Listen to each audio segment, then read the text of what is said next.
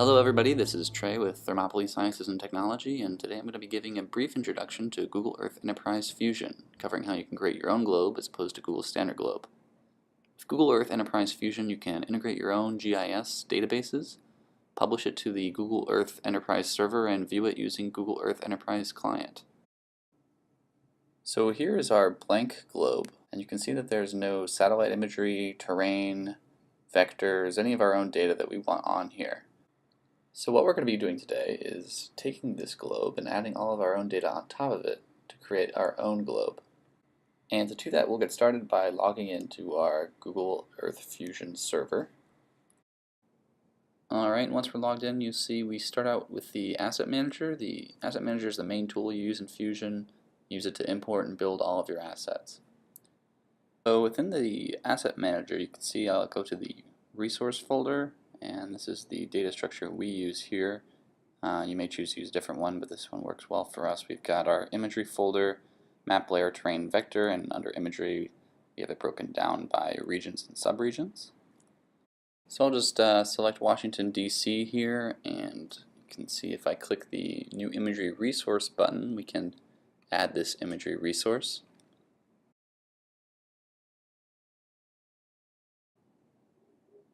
Alright, just click open, and then if you have the acquisition date, you can add that up here. You can also add a provider if you have it as well. Alright, so we'll save our resource and click refresh, and then select it and right click and then select build. You can see the current state changes from none to in progress, and then after a while it should say succeeded.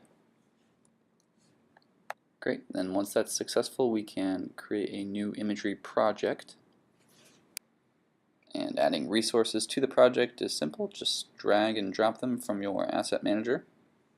And for this project we'll just add the base imagery for DC and some surrounding areas. Just drag these over as well. And you always need to include your blue marble from the world, or else it will not build correctly. Then we simply save that project just like the image resource. And you build it the same way as you build an imagery resource as well, so that process should be pretty familiar. So we'll select our project and right click and click build. And just like the resource, it should change from in progress to succeeded. And then the next step is to build our new 3D database. So we just click the button at the top here, it says New Earth 3D Database. And you can see for imagery project there's none selected right now, so we'll just click this Select Imagery Project button and select the imagery project we built earlier. You can see the imagery project is now recognized, so we can just go File, Save, save our new database, and close that. The demo now has shown up in our list of databases with the current state of none. So let's finish adding all of our resources and then we can build that. Next we want to add the vector imagery for DC. Click the new vector resource button. And we already have one built, so we'll just use that.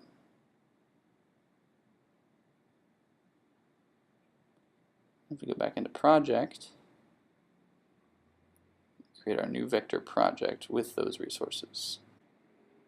And add our layers here from our vector folder. Notice if you right click here you can also do a few things like zoom. Alright, and then we'll save this in our project.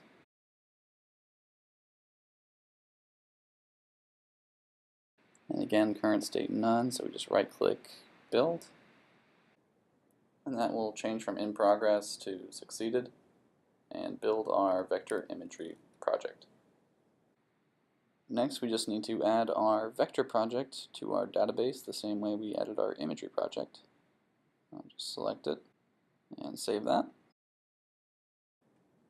And then next we'll just need to add our terrain resources. So if we go down, we have our terrain folder structure here. You can see again it's grouped by region. And I'll just go ahead and click the terrain resource button at the top. And once we have our terrain resource tool open, you can simply click add to add a source file. And we can just select one of these. And then we can save this resource. And I won't actually save it, I'll just use an existing one for this.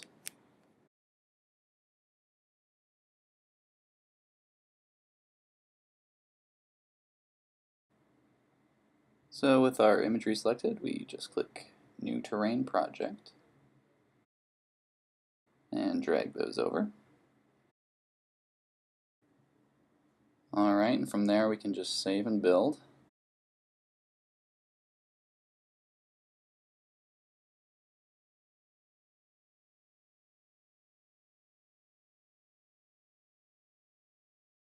And I'll go to In Progress and then Succeeded as usual. And then finally we can add that terrain project to our database.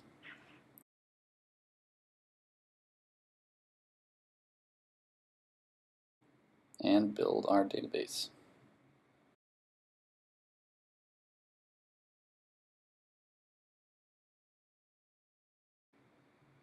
And once that's succeeded, we can right click and hit publish.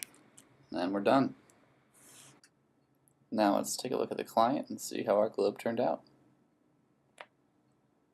So you can see right away the patch of imagery here is overlaid on top of our blue marble. If we zoom in, you can see that we actually have high resolution satellite imagery.